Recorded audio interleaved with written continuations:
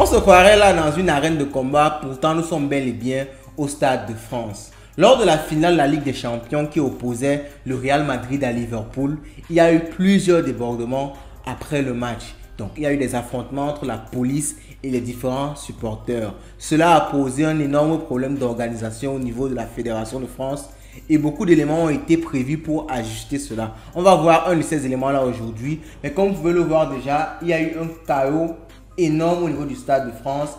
On peut le lire ici sur un article du Parisien.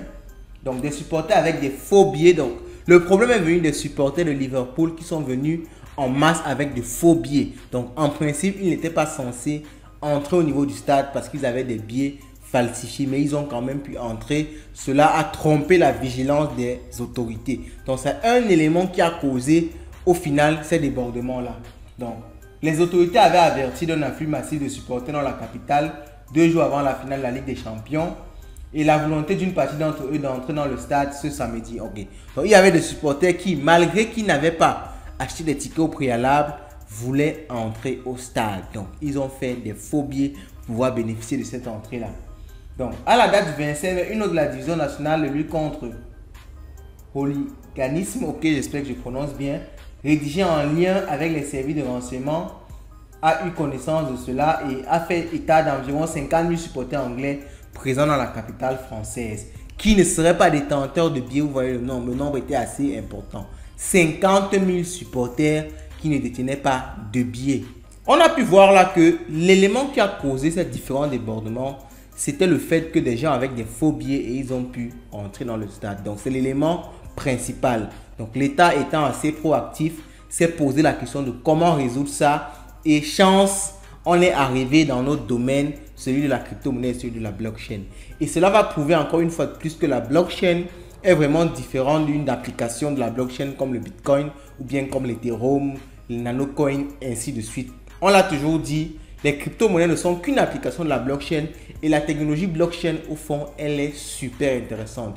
Et on voit ici qu'avec une proposition du ministre des Sports, on dit bien le ministre des Sports met en avant la blockchain pour combattre les risques de faux billets. Donc, à la suite des débordements lors de la finale de la Ligue des Champions, le ministre des Sports évoque les avantages de la blockchain pour lutter contre les faux billets.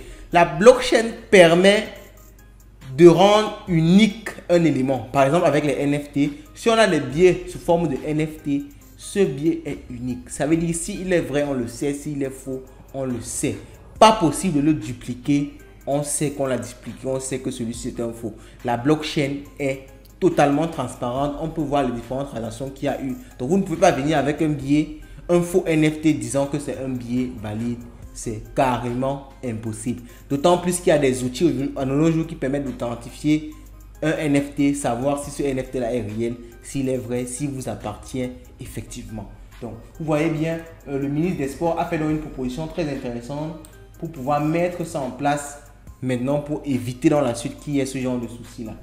Donc, on dit lors de la prise de parole au Sénat ce mercredi, Amélie, ok, c'est une ministre, la ministre des Sports et des Jeux Olympiques paralympiques, ok, moi je ne savais pas que c'est une ministre, ça vient de me surprendre et c'est vraiment magnifique, a mis en avant la technologie blockchain pour lutter contre l'usage de faux billets dans l'événementiel. La ministre était en fait attendue suite aux débordements qui ont lieu samedi soir au Stade de France. L'utilisation massive de faux billets falsifiés ont conduit 2700 supporters du club Liverpool à se voir refuser l'accès au stade alors même qu'ils disposaient de billets valides. Donc vous voyez, les faux billets ont causé un chaos total. Il y avait ceux qui avaient des bons billets, ils ne pouvaient plus entrer à cause des faux billets. En fait, c'était le chaos comme on le dit.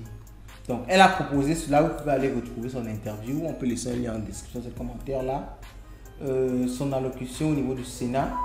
Donc si la notion de NFT n'est pas évoquée, c'est pourtant bien de cela qu'il s'agit, comme je l'ai précisé en entrant. Donc cette vision futuriste où les faux billets n'extraient plus grâce à l'utilisation de la blockchain est toutefois bel et bien une actualité, comme l'explique la ministre. Et les prochains concerts d'Ed Sheeran, un artiste très connu, au Stade de France verront effectivement l'utilisation de cette technologie. Donc dans quelques jours, on va voir si cette théorie-là est bien applicable. Mais je rappelle que ce n'est plus une théorie parce que de nos jours, plusieurs projets NFT fonctionnent déjà, ce qui montre que la technologie est vraiment applicable au quotidien. Donc vous avez l'information, la crypto-monnaie, la blockchain sont en train d'entrer dans notre quotidien. Et moi, je pense que c'est une opportunité. Beaucoup voient cela comme une technologie malfaisante qui vient gâter, entre guillemets, le système normal, le système financier actuel. Mais moi, je pense que c'est un truc qui peut s'ajouter au système financier actuel pour nous offrir des choses tout simplement incroyables. Donc, sur ce, passez une bonne soirée et je vous souhaite le maximum d'argent. Car vous le savez, chez nous, l'argent, c'est le nerf de la guerre.